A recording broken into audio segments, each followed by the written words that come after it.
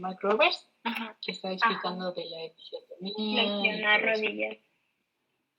Sí, y que obviamente pues puede tener las complicaciones de lesionar a la madre, que se puede elongar. Si haces una episiotomía media, puedes lesionar incluso hasta el ano, o una episiotomía lateral, puedes hacer una episiotomía muy amplia, pero puedes provocar también abundante sangrado. Esas son complicaciones para la madre. Y complicaciones para el producto, pues las que ya he comentado, puede provocar hipoxia, con la consiguiente parálisis cerebral infantil, o lesiones del plexo braquial, que ya son a veces, aún con terapia de rehabilitación, pues no, ya quedan con los nervios dañados y pueden quedar con la parálisis que había comentado, esta Ana Yancy.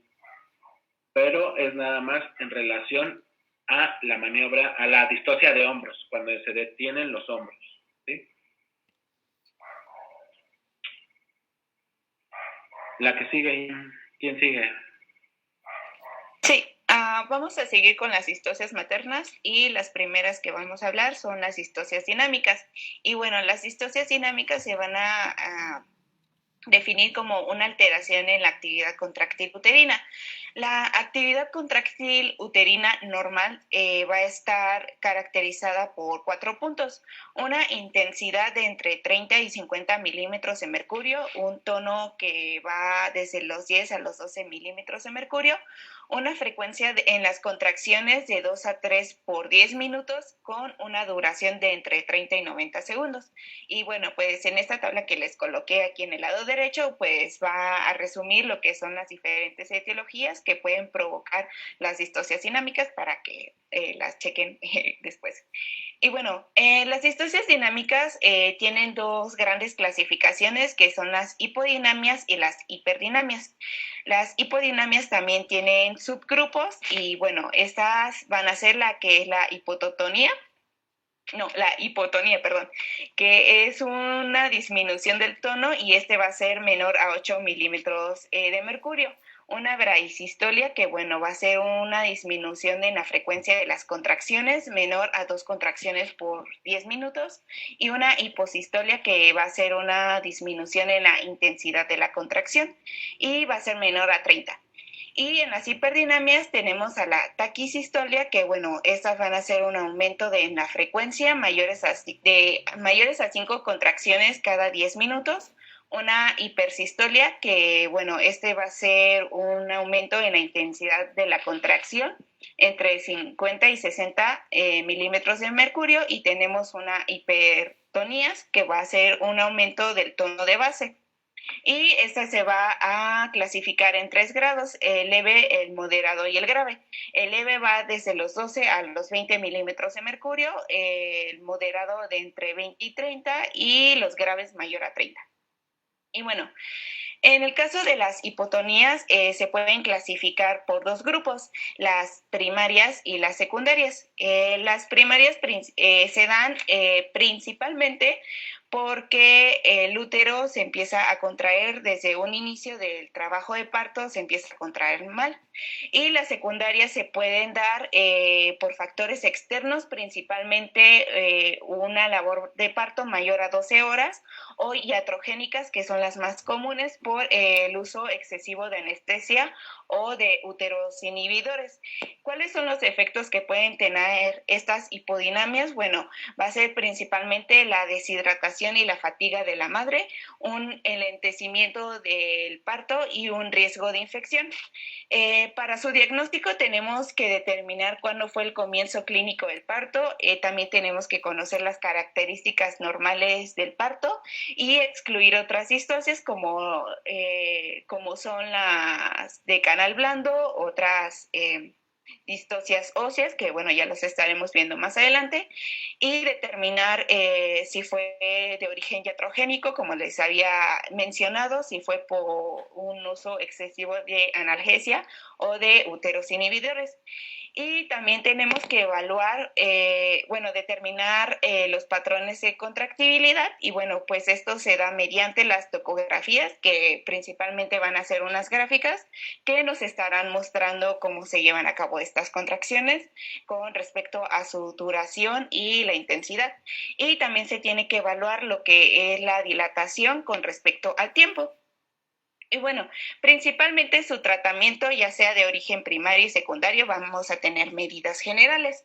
Estas medidas generales van a ser tener la hidratación de la paciente, un vaciamiento vesical correcto y también evitar más la fatiga de la madre.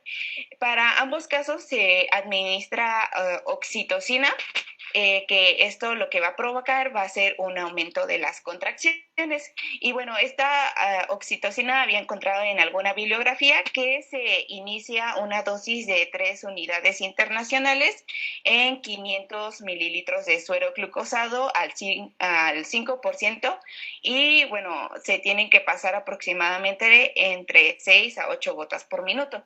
Y bueno, en las secundarias hay que tener un poco de más énfasis en lo que les había comentado de las medidas generales, de lo que era la rehidratación, también lo que era el vaciamiento vesical y el reposo de la paciente. En el caso de las hiperdinamias, bueno, este va a ser un aumento de la actividad uterina y esta se puede dar por dos causas. Se puede dar espontáneamente o también de origen iatrogénico, que es el más común, y este es por un uso excesivo de la oxitocina y de las prostaglandinas. Y bueno, ¿cuáles son las características clínicas que van a tener, van a presentar las hiperdinamias? Principalmente va a ser el dolor hipogástrico, la ausencia de la relajación fetal y la bradicardia fetal sostenida. ¿Qué efectos pueden tener estas hiperdinamias? Principalmente va a ser un compromiso del bienestar fetal, un parto precipitado y una rotura uterina. Y su tratamiento principalmente va a estar dado en colocar a la paciente de cúbito lateral. Para esta medida lo que va a hacer es espaciar las frecuencias de las contracciones y disminuir el tono basal. Y si se determina que es de origen iatrogénico, lo que nosotros tenemos que hacer es suspender el fármaco que lo esté provocando y evaluar a la paciente para cuando nosotros detectemos una actividad normal uterina poder llevar a cabo lo que es el trabajo de parto.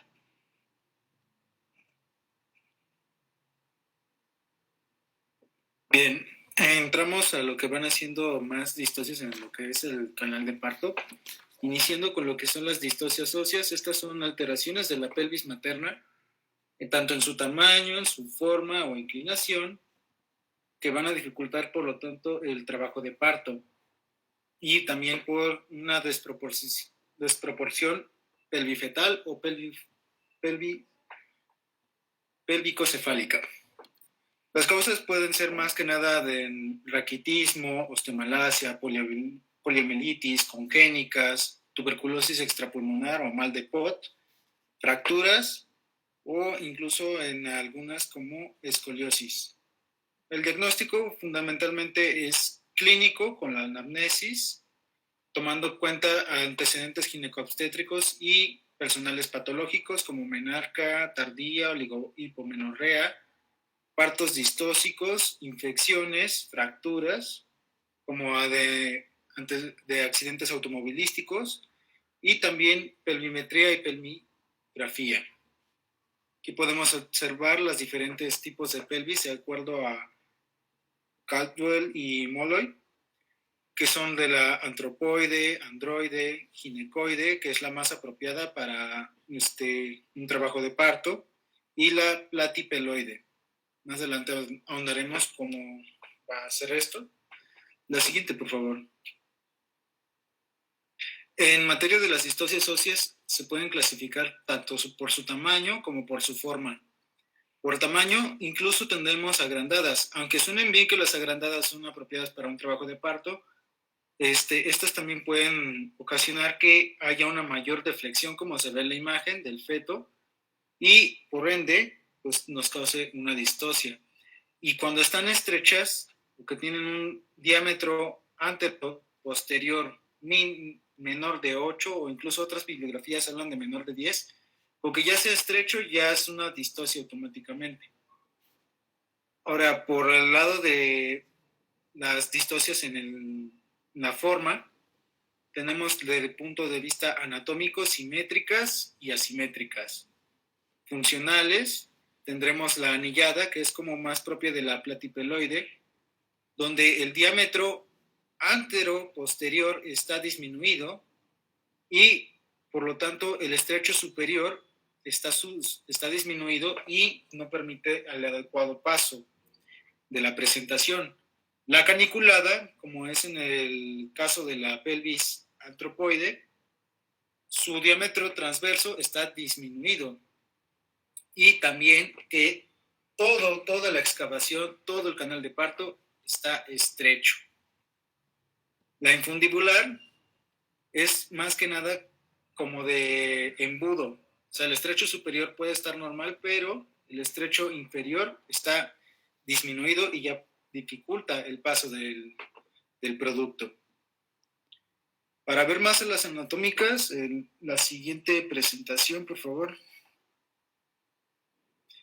Como tenemos, son dos, se pueden dividir en dos. Las pelvis simétricas, entre las cuales tendremos pelvis plana pura, como la platipeloide, la pelvis regularmente estrecha, la pelvis transversalmente estrecha, como en el caso de la antropoide, y la pelvis plana irregularmente estrechada, que esta se encuentra más en mujeres de baja estatura o acondroplásicas. Y tenemos, aquí les dejo los grados de estrechez y cuándo se consideran viables o no viables para un trabajo de parto por vía vaginal. Las pelvis asimétricas o oblicuas, también conocidas así, son aquellas en las que el diámetro, los diámetros oblicuos tienen una diferencia mayor de 1 centímetro, como vemos en la imagen, en la radiografía. Estas tomarán de referencia otra longitud para considerarse su grado de estrechez, que es desde el hueso sacro hasta la cavidad cotiloidea. La siguiente, por favor.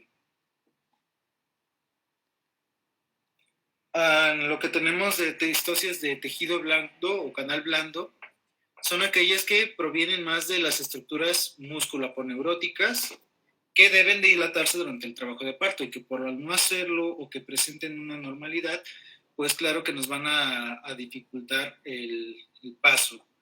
Tenemos pues diferentes puntos donde pueden presentarse estas, desde el útero, el cérvix, la vagina, la vulva o incluso el perineo. Por el punto de vista de las distocias uterinas, tendremos malformaciones congénitas como útero unicorne, bicorne, tabicado, el prolapso, la malposición uterina, que hablan algunas como de péndulo, y también se pueden tomar como los tumores. De las distocias cervicales tenemos la aglutinación del cuello y la obliteración del cuello.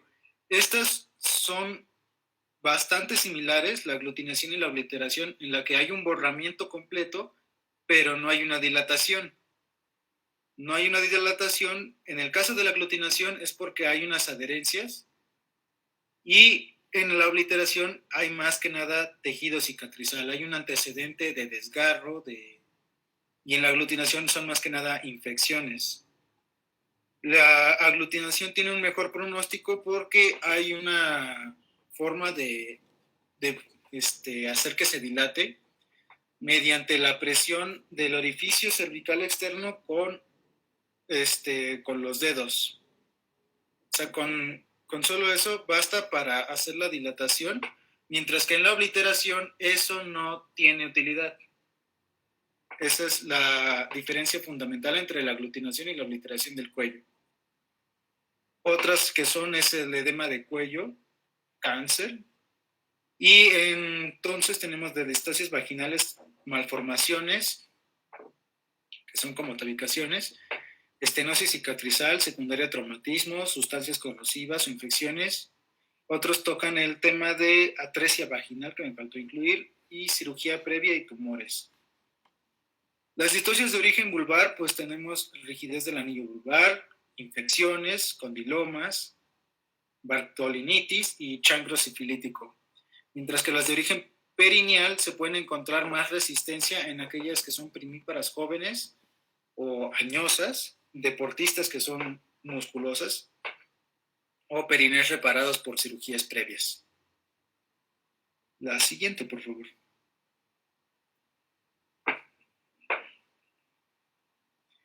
Bueno, en otros tenemos el prolapso del cordón umbilical, que es una posición que no es normal de este cordón y que se adelanta a la presentación fetal, como vemos en la imagen.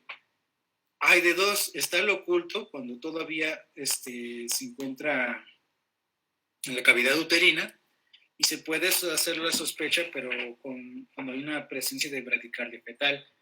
Se puede encontrar un alivio si hay cambios en la posición de la madre para descomprimir el cordón, pero se puede encontrar también el manifiesto, cuando ya en sí el cordón sale antes que el producto.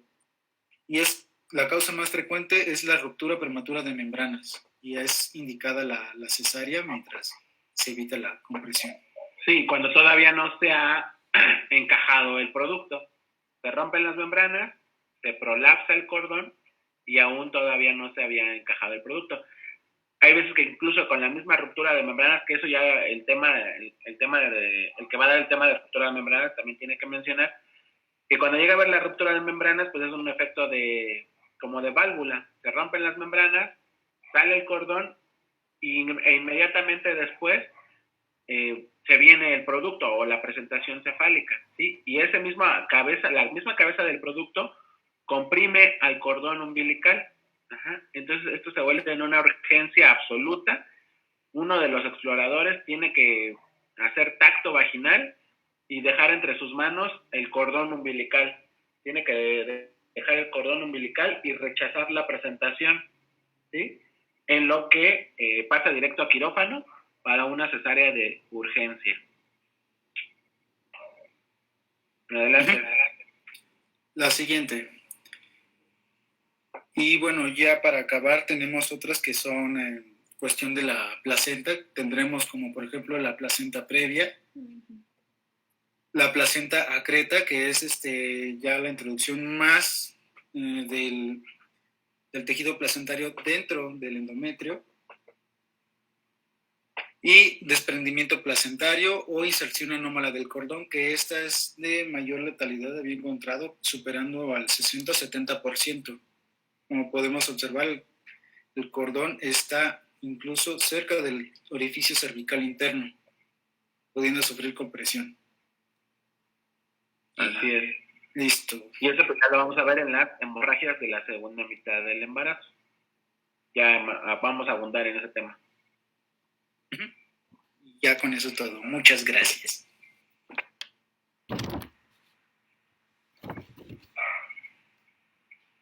¿Dudas, preguntas? Doctor, ¿cómo se rechaza la presentación? ¿En qué? ¿En la distocia de hombros o No. cuando hay prolapso de cordón? El prolapso del cordón, ¿cómo se rechaza la presentación? ¿Se hace tacto? El tacto vaginal o la exploración vaginal normalmente son con dos dedos, el índice y el medio. Y con los dos dedos tienes que rechazar la presentación, pero al mismo tiempo tratar de que entre tus dos dedos esté el cordón umbilical, ¿sí? Y entonces haces una maniobra de compresión, ahora sí que hacia arriba, hacia el fondo del útero, para empujar la cabeza del bebé y al mismo tiempo está el cordón entre tus dedos, para que no se comprima. Gracias, doctor. Listo, sigue el último Kahoot. Sí, y ahorita va.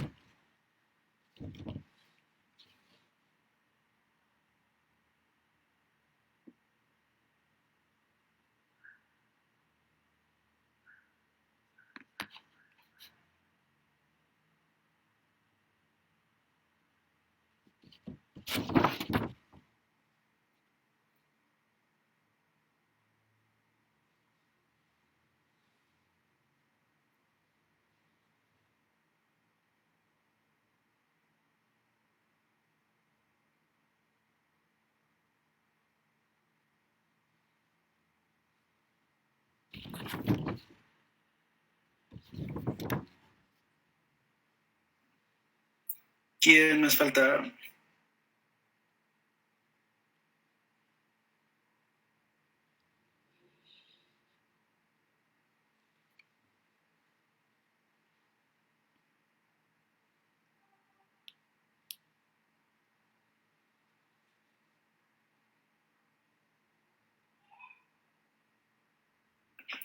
Creo que en el anterior también habían sido 22. No sé si alguien faltó en el anterior o saber si falta ahorita.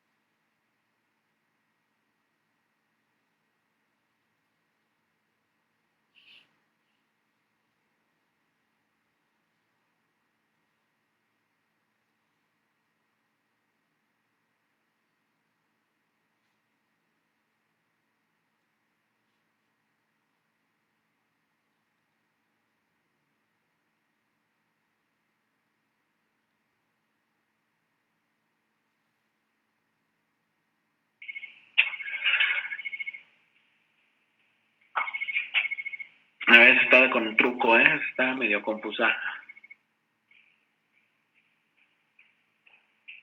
Muy bien.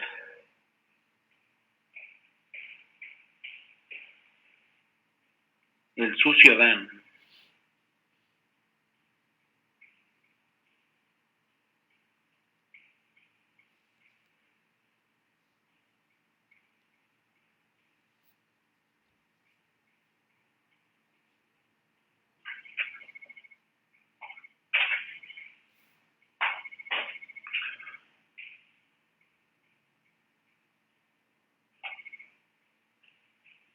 No explicaste bien, Fisher, ¿Qué pasó ahí? No te entendieron bien. Es que hablo bien toñol. Te gana el barrio. Barrio veracruzano.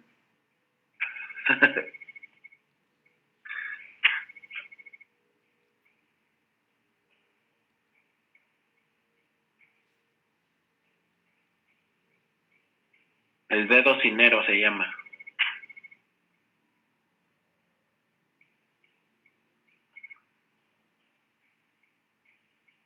¿El dedo qué, doctor? Cinero.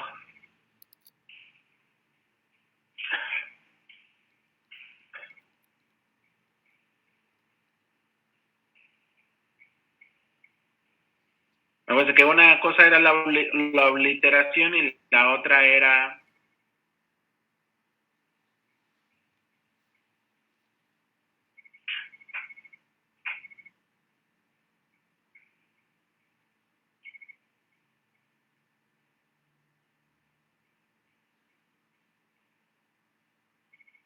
Así es. Sigue ganando el Cruz Azul, Todavía uno contestó que pelvis platipeloide. Pues la pelvis platipeloide también es inherente a la madre.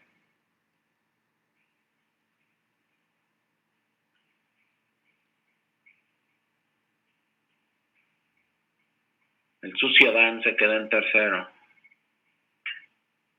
Areli, muy bien. Mara, la jefa. Ahí hay como mano negra. ¿Le pasaron las respuestas o qué? Me robaron la victoria.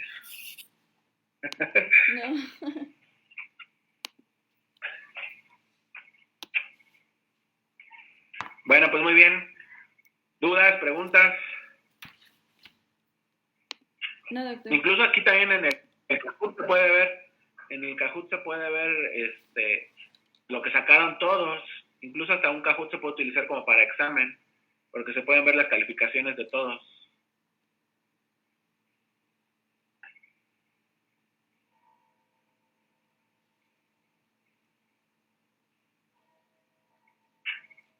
Pero eso ya lo vamos a ver después.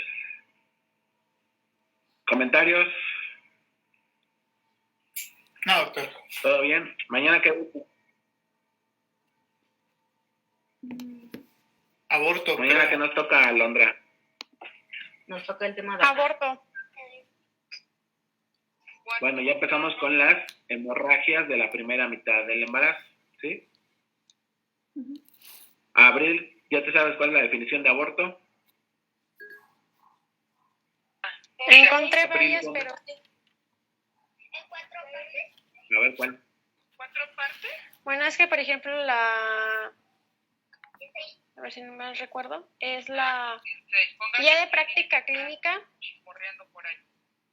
y la OMS, así como los CDC, lo consideran todavía como la extracción de un producto menor a 500 gramos o menos de 20 semanas, y ya la NOM, ¿cuál es? La 007, creo, si no mal recuerdo, ya la considera como la extracción de un... Bueno, lo vuelves a cualquier... leer. Más o menos vas bien. Es la pérdida de la gestación cuando en un embarazo menor a 20, en algunos libros 22 semanas, y con un peso menor a 500 gramos. ¿Sí? Pero ya vamos a ver los tipos de aborto. Hay unos que se clasifican de acuerdo al tiempo, que son menores de 12 semanas o más de 12 semanas. La clasificación clínica, que es la más importante, es la de amenaza de aborto, aborto incompleto, aborto completo, aborto en evolución. Y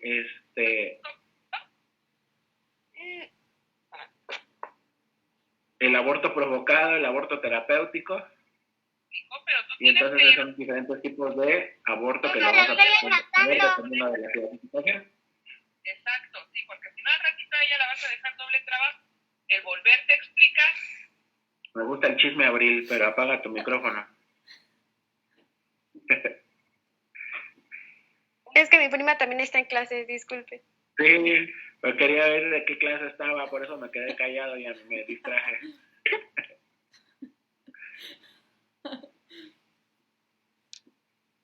Pero bueno, entonces nos vemos mañana. Sí.